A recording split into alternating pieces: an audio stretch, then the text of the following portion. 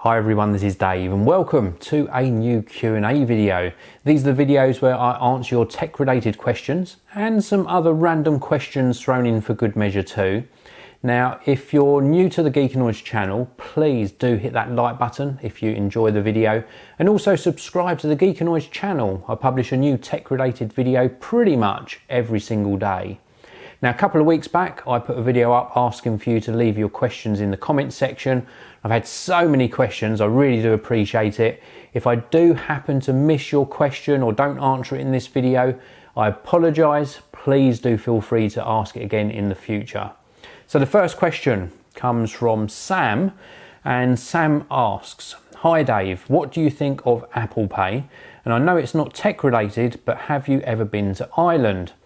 Well, the Ireland question first, I visited probably about 16 years ago, and from memory it's an absolutely beautiful place to visit, and I would like to return again in the future. With regards to Apple Pay, I've used it quite a lot on my iPhone 7 here, probably in total about a dozen, maybe 20 times. It works extremely well. It sort of streamlines the payment system. You don't have to get your card out, put it into a machine, put your PIN number in, or use the chip and pin. It's just so much easier, and it's worked every single time I've tried to use it. So great question, and I would definitely continue using it. I think it's the future, and I've never used it on the Apple Watch though. That's one thing I didn't do. So next question is from Elliot. "Hi Dave, my question is, if you broke your iPhone and had to use the Vodafone Smart First 7 until it was fixed, could you deal with that?" Totally, 100%, no problem at all. The Vodafone smartphones of late, and indeed the previous generation, are such great value for money, and they're fully functional, fully featured smartphones, so I wouldn't have any issue using it whilst my iPhone was being repaired. Next question is from Tamer. "I was wondering, why do all YouTubers always purchase their stuff, hardware, almost everything from Amazon and not eBay? Yes, we all know that eBay are third party, but still, if it's exactly the same item but cheaper on eBay, you all still buy from Amazon. Both are sister companies. A lot of you YouTubers try to justify, but not a single one has got a clear winning justification to go with." Right, I'm not using myself as an example here, and I don't know the answer 100%. When I buy something, I tend to keep it on the rare occasion I return it, but I'm pretty sure that many buy from Amazon because of their awesome customer service and sort of no quibble returns policy. If you buy something from eBay and then you want to return it afterwards, you have to deal with the seller, sometimes sort of negotiate the return, and sometimes it takes a little bit longer to get things sorted out. With Amazon, you send the product back, it gets credited to your account or your original payment method, and it's sort of a no hassle sort of website. And unfortunately, and I'm not pointing any fingers, but I do think that some people abuse that system, and that's why we end up paying more and more for products, and the prices go up because companies find it so hard to actually make a profit. I deal with a lot of businesses in my line of work, and the number of returns they have to deal with. In the UK, we get either 7 days or 14 days distance selling regulations that allow us to return a product, even if it's not faulty. So if we've just changed our minds and decide that this microphone isn't for us, or this camera isn't quite what we expected, then we can return it and they have to refund us. And I think that's very unfair on the retailer. And as I mentioned, I deal with a lot of businesses in my line of work, and I've personally spoken to a lot of companies and businesses as well, and they deal with a lot of returns, and a lot of them, funnily enough, happen on the 7th or the 14th day. I hope that answers your question. It's certainly food for thought. The next question from Andrew. "Hi Dave, do you prefer iOS or Android?" I prefer iOS. It's my platform of choice. I use an iPhone 7 Plus. But there's not as big a distance or gap between the two operating systems now. And if I had to use Android, it wouldn't be an issue at all. Next question is from Dan, MUFC 1999. "Hi Dave, 2 questions. I'm looking to upgrade my PC monitor for Christmas, but I'm not sure what model to go for. I'm looking for one specifically for gaming, like the Acer one, coming from an IAMA 2377 HDS. Right, I have got a review coming up. I can't remember the exact model number, but it is a very, very good gaming monitor. There are plenty around. I used to use IAMA monitors all the time, and that is a really good brand to sort of stick with. And I'm pretty sure the gaming monitor I've got coming up on review is an Acer, and it's absolutely fantastic. One of the best monitors I've actually used. And I will link to that down in the video description when it goes up online. And if you privately message me, I'll send you the details, but just the actual model number escapes me at the moment. Second question. Also, I have a Panasonic SDR50 video camera, and I've a special family wedding next year in March. I've been asked to film the ceremony. Should I keep that camera and get any accessories for it, or get a better model if you have any tips for when I'm filming? Well, that's a really difficult question because you're familiar with your current camera and how it works. So if you haven't got a tripod, maybe invest in a good tripod or some sort of stabilization system to actually put the camera onto. If you want to upgrade and get better quality, then I could certainly recommend the camera I'm recording this on, which is the Panasonic G80. That would allow you to film in 4K. You could use the kit lens quite happily for the wedding. It allows you to crop in, so even though you're filming or recording in 4K, still edit on a 1080p timeline, and then that allows you to crop in 4 times without any sort of noticeable loss of quality. And you say it's next March, so if you've got that quite soon, it would give you, what, about 4 or 5 months to master how to use the camera. So it really depends how much money you want to throw at it. If you just want to buy some accessories, then definitely a good tripod, a spare battery of course. But if you do want to consider upgrading your camera, then definitely consider something like the G80. So next question is from Miss Charlie Bates. I'm wanting an iPad mini 4. Should I get one now or wait? Well, that's a question. I get sort of asked similar questions like that all the time relating to lots and lots of different tech products.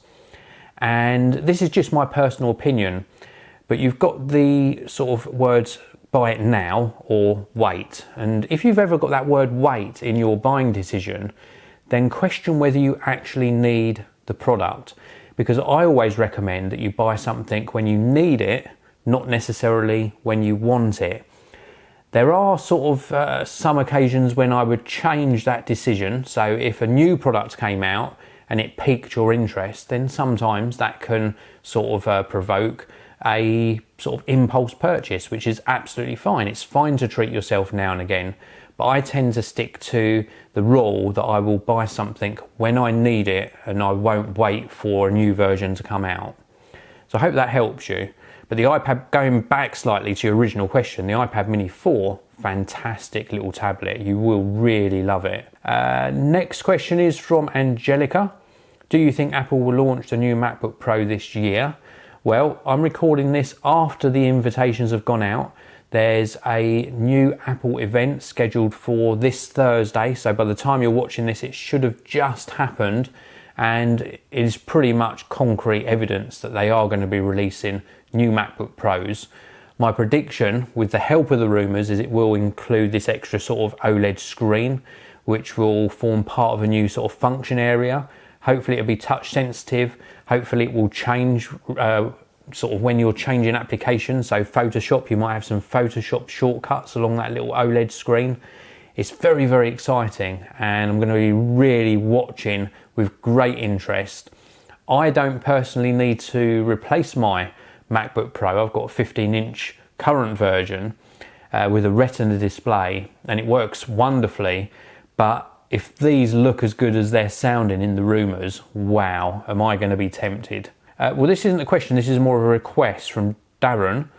Dave, can you do a video for new YouTubers on tips on how to make revenue, like tips about affiliate links, realistic amounts from view counts and so forth? Cheers, mate. Well, in answer to your question there, Darren, I've sort of published videos on this quite regularly. I've just recently done one on a YouTube camera for every budget, which isn't directly related to revenue. With regards to making revenue from videos, my main advice is to be consistent, upload regularly. upload good quality content, connect with your viewers. With regards to affiliate links, yes, in some of my videos I put affiliate links in the video description. That can help generate a revenue stream as well. Realistic amounts, well, I'm bound by contract. I'm on a multi-channel network, so I can't talk about rates that I get paid. And you'll find that's the same with a lot of YouTubers or content creators. So next question is Ronillo. Hope I pronounced that right. What do you think or impression of the VE Monks Plus earbuds? Unfortunately, I've never actually tried them. I will check them out though. When people suggest products to me, I always do a quick Google search, and if I can get them in, if they look interesting, then I will try and cover them on the channel. The Green Day 240. Hey Dave, are you planning on reviewing the Fujifilm X-T2? And what are your views on the Fujifilm ecosystem as a whole? With regards to the X-T2, I would absolutely love to review one. Fuji, if you're watching this, you know, send one my way. I would love to review it. With regards to the Fuji ecosystem, absolutely love it. I use Fuji cameras myself. I love my little tiny Fuji X70. Awesome little camera. With regards to the ecosystem on the X system cameras with interchangeable lenses, some of the best optics are produced by Fujifilm. Great range of lenses, and the cameras and the menu systems and the results you get out from them, especially the JPEGs out straight out of the camera, absolutely amazing. So I love the Fuji X system. Next one is from Darren Gator. Darren, long time viewer, thank you very much for all of your support and comments on pretty much all of my videos. I liked all of the videos you made about tech around the house scale, i.e. smart scale, lamps, etc. Will you be doing more like that? Yes, I most definitely will. When I get something in that's relevant, something like something for the kitchen, for example, then I will definitely cover it in a video. So thank you very, very much for that question. Ryan Barkley, if Google built a remote control app for your MacBook which allowed you to use the phone like a mouse and offered all the apps you needed on the Play Store, would you switch to Android? If there was a compelling reason for me to switch, then most definitely I would switch. And yeah, why not? If it did something for me, I use my smartphone because it enables me to do so much. Not only can I do things like this, I can also communicate, do all my social media, I can create on this as well, fantastic camera. And if something from Google took things one step further and it was useful to me, then I would definitely consider switching. Alex Anderton, if money was no object, what piece of technology would you like to own and why? Piece of technology. I'll tell you something, I really regard cars, especially these latest generation of electric cars, as pieces of technology. So I'm going to cheat slightly here, and I would go for either a Tesla or a BMW i8. Is that allowed? I hope it is, because that's what my money, if money was no object, I'd just go and buy one tomorrow. And the next question is, again from Ronillo, what is the best smartwatch and smartband for you? Well, smartwatches I'm not into, and I have my Fitbit Charge 2 on my wrist here, and it is absolutely fantastic. My favourite fitness tracker to date. And indeed, I've done a review on this already, so please do check out the channel for that. Alfie Powell, what did you do for a living before YouTube? Well, I've got a video series called My Life. I'll put a link to that down in the video description. That sort of gives you a real insight into what I've been up to in my life. Before I was a YouTuber, or before I started producing content for YouTube, directly before that I was a graphic designer. Before that I was an IBM engineer, and before that I think one of my very first jobs was sort of cold calling, sort of knocking on doors trying to sell soffits for the tops of houses, sort of fascia boards, plastic, UPVC, but not windows. So that's what I sort of did beforehand. So next question is from Darren Gator. Really cool update, Dave, thank you. Here is a good question for you. What's the oldest tech item you own and still use to this day? That is a really good question. I'll tell you the reason I have to think so long is because the way I like recording these Q&A videos is to not revise my answers, so I don't look through the questions before recording, because I think you get a more natural response. And that is a really hard question. Again, I'm gonna not really cheat, but I'm gonna sort of stretch the rules a little bit. And even a traditional film camera, I think, counts as technology, even though it's not digital. And I use it very, very rarely, but it's an Olympus Trip 35 camera. And it uses sort of traditional film. And I use that very, very rarely, but it's something I still really do cherish. So that's something from a long, long time ago that I absolutely love. Next question is from nobody, because that actually concludes all the questions I'm going to answer in this video. Otherwise it becomes such a long video, almost a feature-length film. But I want to say thank you to everyone for leaving questions in the comment section before, a couple of weeks ago. I really do appreciate all of them. I will publish another video, like a channel update, in a month or two's time, and I'll ask you for questions again. If you've got anything to add to the answers I've given, then please do leave them down below in the comment section as well. And just thank you. Thank you for all of your questions, your support, your tweets, and all of your interaction on the Geekanoids channel. I really do appreciate it. So thanks very much for watching. Hit that like button, and I'll see you in another video very soon.